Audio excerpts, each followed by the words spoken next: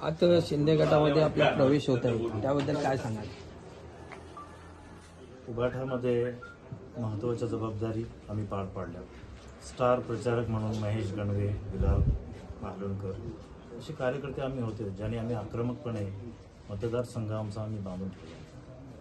पण त्यानंतर ज्या पद्धतीची परिस्थिती निर्माण झाली, योगेश दादाचं जे काम, सर्वांगीण विकास ज्याला आपण म्हणू, त्यांनी काम करत असताना हे नाही पाहिलं की ह्या मोहल्ल्याचा विकास होतोय, ह्या वाडीचा विकास होतोय. सर्वांगीण विकास होताना आम्ही त्यांना पाहिले आणि एक महाराष्ट्र शासनाने एक मोठी जबाबदारी त्यांच्या खांद्यावर दिली. त्यांना गृह आणि महसूल हे राज्यमंत्रीपद त्यांना दिलं. त्यामुळे आपल्या विभागाचा, माझ्या गावचा, माझ्या विभागाचा, माझ्या तालुक्याचा, माझ्या मतदारसंघाचा विकास होताना मी पाहतोय, कायापलट होताना मी पाहतोय आणि हे वास्तव आहे, ते आपण नाकारू शकत नाही. जनतेला काय हवंय?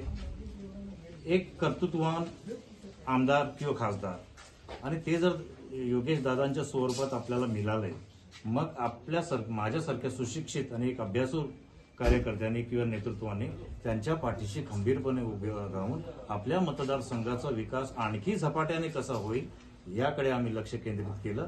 व मी आणि महेशभाई आम्ही दोघांनी विचार केला की आपण योगेश दादा बरोबर जायचं आणि शेवटच्या क्षणापर्यंत योगेश दादा बरोबर राहायचं. योगेश दादांची साथ सोडायची नाही.